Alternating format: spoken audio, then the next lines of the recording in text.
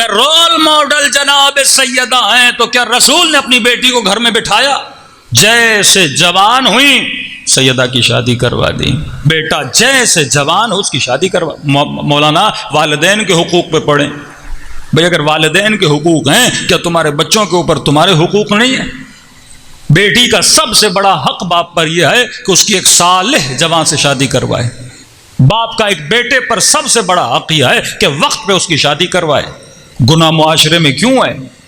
80% بلکہ مور دین 80% لوگ گناہوں سے بچتے ہیں شادی کے بعد. فرمایا دین آدھا ہوتا ہے کنوارے آدمی کا، شادی کرنے کے بعد دین کمپلیٹ ہو جاتا ہے.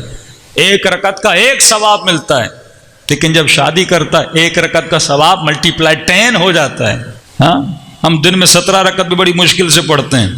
شادی کرنے کے بعد 17 رکعت کو ملٹیپلائی بائی 10 کرو. مطلب جو آج تک کنوارے ہیں وہ کیلکولیٹ کریں کتنے نقصان میں جا رہے ہیں. اتنا ثواب تو آج تک کما سکتا تھا لیکن تو نے نہیں کمایا.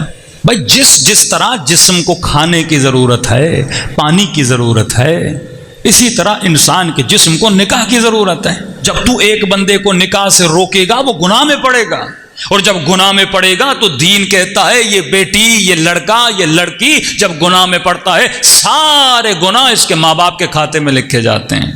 اور وہی سوچ جو شیطانی سوچ، مولانا بیٹا کماتا نہیں ہے، مہنگائی کا زمانہ ہے. اللہ انسان کی نفسیات کو جانتا تھا، تبھی قرآنی آیت ہے، حدیث نہیں ہے. یغنیہم اللہ من فضلہ، اللہ ان اعتراضات کو جانتا تھا، تبھی فرمایا اے میرے بندے گھبرانا نہیں، میں اپنے فضل و کرم سے تجھے رزق عطا کروں گا. اب اس کا مطلب یہ نہیں کہ جوان شادی کر کے ٹانگ پہ ٹانگ رکھے گھر میں بیٹھا ہوا ہے ٹی وی دیکھ رہا ہے. اللہ نے کہا میں رزق دوں گا. نہیں، محنت کرو تو صبح کام سے نکلو، دیکھو خدا تجھے رزق کیسے دیتا ہے. رسول خدا جناب ابا ذر غفاری کے ساتھ درخت کے نیچے بیٹھے تھے. کیا دیکھا؟ درخت کے اوپر 2 کبوتر بیٹھے ہیں.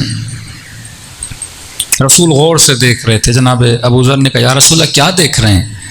کہ ابو ذر غور سے دیکھو، ایک جو کبوتر ہے وہ نابینا ہے، دوسرا بینا ہے، اس کی آنکھیں ہیں، اور دیکھو وہ دور سے دانہ لے کر اس نابینا کے منہ میں ڈال رہا ہے. اس نے کہا سبحان اللہ یا رسول اللہ. کہ ابو ذر کتنا ایمان کمزور ہے اس انسان کا کہ خدا جب ایک نابینا کبوتر کو رزق دے سکتا ہے تو کیا انسان کو رزق نہیں دے گا؟ دوسرا جب بندہ شادی کرتا ہے وہ خاتون خود اپنا رزق لے کر آتی ہے. مسائل کہاں پہ ایجاد ہوتے ہیں؟ پھر وہیں سوچ پہ. اس بچی کی بھی سوچ یہ ہے اس لڑکے سے شادی کروں، گاڑی ہو، گھر ہو، ٹی وی ہو، یہ ہو وہ ہو. یہ لڑکا بھی دیکھا دیکھی میں فلاں نے شادی کی، یہ تھا وہ تھا وہ تھا، اسی دیکھا دیکھی میں لیٹ ہو جاتے ہیں، اور اس لیٹ ہونے کے سبب میں گناہوں میں پڑ جاتے ہیں، آخرت کو تباہ و برباد کرتے ہیں. میرے چھٹے امام جعفر صادق علیہ الصلوۃ والسلام مولا کی خدمت میں ایک شخص آیا، مولا میری بیٹی کی شادی نہیں ہو رہی، اتنے سال گزر گئے مولا کوئی رشتہ نہیں مل رہا، کیا کروں میرے مولا، کیا کروں آقا، رشتہ نہیں پہ بیٹی کا مل رہا. امام فرماتے آج کے بعد جب رشتہ تلاش کرو ایک نیت کرو. کون سی نیت؟ کہ نیت یہ کرو کہ بیٹی اسے دوں گا جو متقی ہوگا، رشتہ مل جائے گا.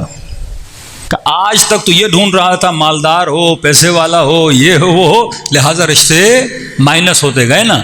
رشتے آتے ہیں، پہلی نظر جو ہم چیک کرتے ہیں وہ کیا چیک کرتے ہیں؟ پیسہ ہے کہ نہیں، گھر ہے کہ نہیں. مولانا میری بیٹی خوش نہیں رہے گی، مطلب مال ہوگا تو بیٹی خوش رہے گی، امیر ہوگا تو میری بیٹی خوش رہے گی. کتنے آپ کو امیر دکھاؤں جو بعد میں فقیر ہو گئے؟ کوئی کسی کی امیری کی گارنٹی لے سکتا ہے؟ ایک شیعہ مومن خواجہ کمیونٹیز میں جانتا تھا، بلینر تھا اس کراچی میں، بلینر. اس کے مرنے کے بعد اس کے بچے چندہ مانگتے تھے لوگوں سے، کسی نے سوچا نہیں تھا. اور کبھی کتنے غریب تھے، کسی نے سوچا نہیں تھا، اور آج امیر بن چکے ہیں. امیری غریبی تیرے ہاتھ میں تو نہیں ہے. معصوم فرماتے ہیں امیر اور امیری دیکھ کر بیٹی دے گا، شاید وہ کل فقیر ہو جائے. فرمایا ان چیزوں میں ثبات نہیں ہے. مومن کے ایمان کو دیکھا کرو.